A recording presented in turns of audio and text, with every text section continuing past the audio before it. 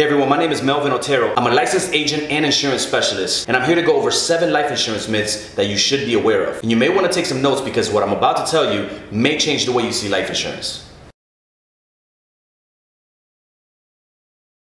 So a lot of people think that life insurance is only for older people above the age of 40. Unfortunately, death does not restrict itself to older people, and as we all know it can strike at any time.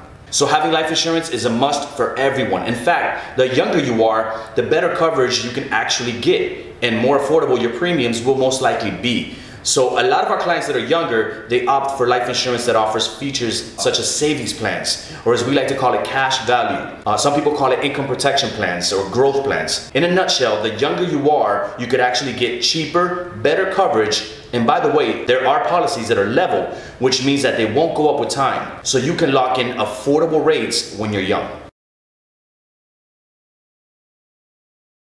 Okay, this one is real simple. If you think life insurance is expensive, imagine not having it and needing it when your family needs it the most. Not having life insurance in your financial plans is very risky, and it can be devastating to your family and your future goals. Also, if you're worried about price, then term insurance is going to be the one that's going to give you the more bang for your buck, because these policies are typically cheaper and provide you with the most coverage at an affordable price.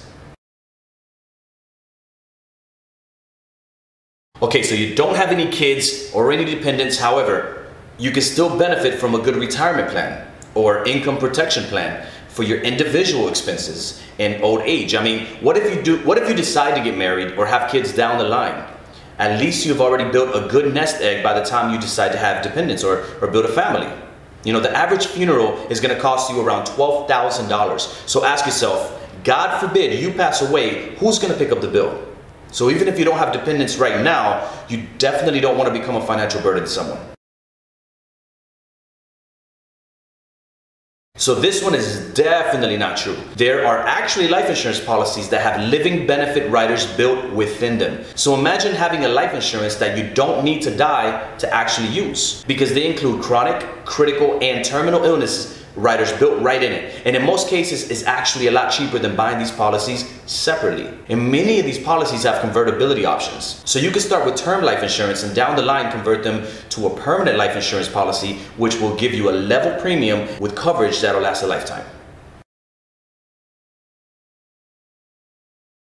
Okay, this is a myth we need to address right away. Everyone in a family needs coverage. And of course, there are priorities. So if you are on a set budget, or you may want to cover someone first based on who's the breadwinner, you know, death does not discriminate. It doesn't matter who's the breadwinner. And if the wife is the one taking care of the children, right? What would happen to the husband if, God forbid, the wife passes away? Taking care of children can be expensive, and it'll definitely take time away from the husband's job or his business. So even if the significant other is not working and not the breadwinner, they are still valuable. And regardless of income, the death of any family member could be financially devastating.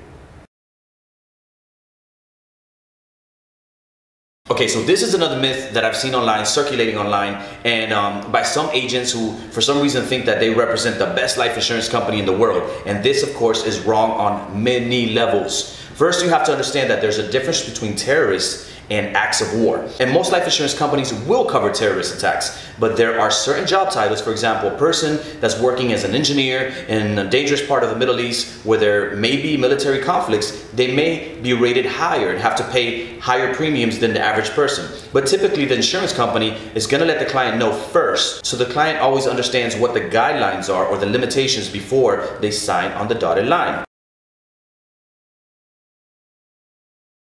So this one's a little more complex. There's a lot of people online giving financial advice and a bunch of agents that are told by their companies to push term life insurance and to trash whole life insurance. But you gotta ask yourself, the companies that are saying this are most likely saying this because they don't have whole life insurance products. So of course they're gonna tell you to buy term. They're gonna tell you to buy term life insurance. That's what they sell. I mean, you wouldn't go into Chick-fil-A and expect them to tell you how great burgers are. They're gonna tell you to buy a chicken sandwich, because that's what they have on their menu. So burgers are a no-go. And look, the truth is there is no product better than another product. You can't just offer one solution, because if you do, you're assuming that everyone has one problem or one goal. The client should always be put first, and the agent should always listen and provide non-biased information based on facts and not opinions. Look, at the end of the day, the matter of life and death can be left to God, but your finances should always be in your control. If you like this information and you want to share it with your friends and your family, feel free to do so. Subscribe to my YouTube channel and feel free to reach out to me through social media or through email. Visit my website. Until next time, this is Melvin Otero signing out.